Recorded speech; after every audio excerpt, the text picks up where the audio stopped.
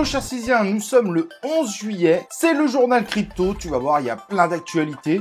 Alors, ce que je te propose bien évidemment, c'est de commencer par la une des actualités. Polygon est en train de faire un véritable carton, ça se confirme. Un grand nombre de projets venant tout droit de Luna ont finalement terminé leur migration sur Polygon. Évidemment, cela pourrait avoir un impact ultra positif sur la cryptomatique. Et c'est ce qu'on va voir évidemment dans ce journal crypto. L'avancement d'Ethereum The Merge semble plutôt bien amorcé. Comme tu le verras, des étapes importantes se passent et cela amène même certains à penser que l'arrivée de The Merge sur le marché pourrait être un des facteurs qui arrête ce bear market ou du moins en tout cas la baisse actuelle qui dure depuis plusieurs mois, voire 8 mois. C'est ce qu'on verra évidemment dans ce journal. Et on va également parler de Solana. Les ennuis continuent. Cette fois, ce n'est pas des crashs de la plateforme ou des bugs qui auraient pu faire perdre des millions, mais cette fois, on parle de justice et c'est évidemment ce qu'on verra dans ce journal. Et maintenant qu'on a vu, chers Césiens, l'ensemble des unes de ce journal, ce que je te propose, c'est de me suivre sur Twitter pour suivre l'ensemble des actualités 24/24, en admettant évidemment que je dorme un petit peu, et on passe tout de suite à l'ensemble des actualités du jour. Si on a eu pas mal de mauvaises actualités, bonne nouvelle quand même pour Celsius. Alors l'histoire est pas finie, loin de là, bien évidemment, mais cependant, Celsius arrive à rembourser 20 millions de dollars à AVE et à mandater un nouveau cabinet de façon à les aider aussi à se restructurer. À voir évidemment si cela va sauver Celsius, mais en tout cas, c'est plutôt des bonnes nouvelles malgré tout, en espérant que cela sera suffisant pour que les clients de Celsius ne perdent pas un centime évidemment de leurs investissements. À voir ce que ça va donner, mais 2 Euro Capital, vous savez que ce fonds a été évidemment placé en liquidation si vous suivez la chaîne, et malheureusement, les deux fondateurs ont totalement disparu, probablement parce que la justice est derrière eux, surtout en plus que vous avez la justice singapourienne qui s'intéresse de très près évidemment à cette liquidation. Au cas pour le moment, ils sont totalement introuvables. A priori, ils devraient avoir pris la fuite. Et il y a une petite raison quand même à ça, c'est que derrière, ils ont quand même manipulé des papiers en donnant de fausses informations aux régulateurs singapouriens pour montrer qu'ils respectaient les seuils de gestion autorisés, mais a priori, ils ont été bien au-delà. Et donc, au final, ils sont peut-être tout simplement partis en illégalité totale par rapport aux obligations qu'ils devaient respecter. Donc, ça risque de faire très mal et vaut mieux pas qu'on les retrouve. Ils pourraient passer quelques années en prison. Other Side, donc le métaverse avec le token AppCoin est en plein stress test. C'est vraiment super intéressant. Je vous ai proposé une vidéo sur C0 Gaming.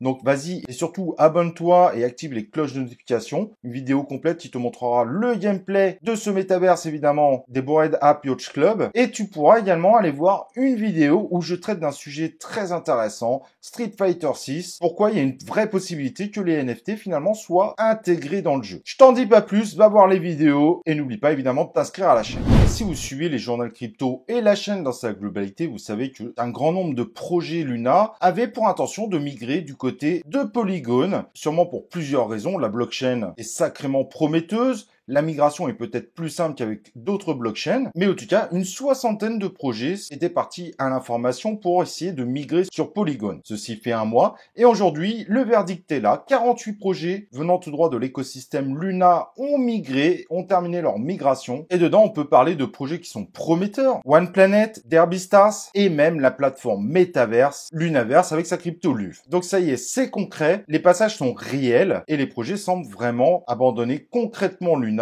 un écosystème auquel il ne croit absolument plus, sûrement pas pour des raisons techniques, mais probablement surtout pour les raisons judiciaires qui sont en cours et toutes les histoires que vous devez, je pense, connaître autour de Luna. En tout cas, ceci est très bon pour Polygon parce que Polygon, du coup, récupère un grand nombre de projets, en plus des projets déjà prometteurs qui sont portés sur cette blockchain. Et ces derniers mois, on a tout simplement l'impression que Polygon est la blockchain qui attire le plus pour les nouveaux projets. À voir évidemment si cela va continuer. Et forcément, ça devient très prometteur pour la cryptomatique qui finalement se porte pas si mal que ça, semble avoir un très gros potentiel pour aller à son ETH, voire le dépasser dès le prochain bull run. Au vu des annonces, au vu des projets, même s'il y avait un bull trap, Matic pourrait évidemment être un des jetons les plus favorables à faire une dinguerie à voir, mais en tout cas, il faut suivre ça vraiment de très près. Et alors qu'Ethereum 2 a été repoussé, puis ensuite renommé parce qu'il a été fait en plusieurs phases, dont des phases qui se sont inversées, la phase The Merge, qui est évidemment très attendue dans l'univers des crypto-monnaies, après quelques retards annoncés,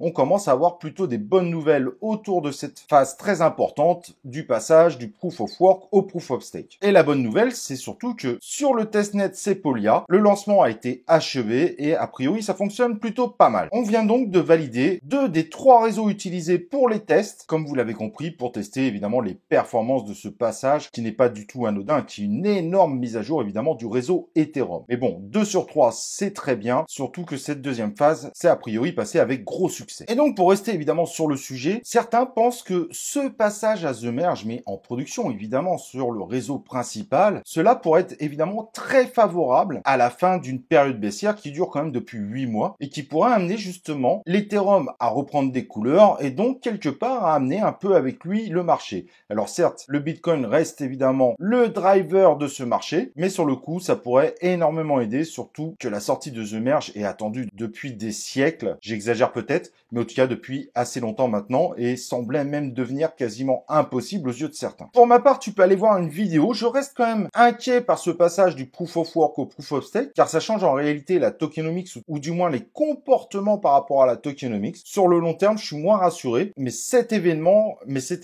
en effet, pourrait être extrêmement bien perçu par l'ensemble des marchés. De toute façon, comme tu sais, on va suivre ça sur C0. Après avoir vécu un grand nombre de bugs et également des failles de sécurité extrêmement dangereuses, mais heureusement découvertes par de bonnes personnes, mais qui auraient pu évidemment faire perdre des millions au réseau Solana, Solana maintenant est sous le projecteur de la justice. Il y a un recours collectif en fait contre les équipes de Solana Labs aux États-Unis et l'attaque se base sur le fait que tout simplement le SOL serait un titre financier non enregistré. Et ça évidemment aux États-Unis c'est extrêmement grave. Surtout quand tu fais des ICO, que tu demandes aux Américains évidemment de participer. Et on sait évidemment ce que ça peut donner ce type de plainte. Si la SEC s'y mêle, pourrait amener Solana sur des années de procès. On l'a vu avec le XRP, le procès est toujours pas terminé. Et ce qui a d'ailleurs empêché le XRP d'avoir un vrai bull run l'année dernière. Et là franchement pour Solana, ça serait vraiment pas le bon moment parce qu'au prochain bull run, il y a quand même énormément de projets et il y a une véritable capacité du SOL à atteindre des sommets car c'est évidemment une des blockchains actuelle qui a les projets les plus prometteurs, surtout dans le monde du gaming, au sein de sa blockchain. Donc il faudra voir évidemment ce que ça donne, mais ça sent quand même pas bon. Et cela est probablement dû à des investisseurs qui évidemment n'ont probablement pas bien géré la baisse de la crypto-monnaie qui a sacrément baissé, ça il faut le reconnaître. Les accusations vont également vers le fait que c'est trop centralisé et qu'il y a eu des petits mouvements comme une vente massive de Multicoin Capital qui aurait été du coup très préjudiciable pour l'ensemble des particuliers. Bref, histoire à suivre.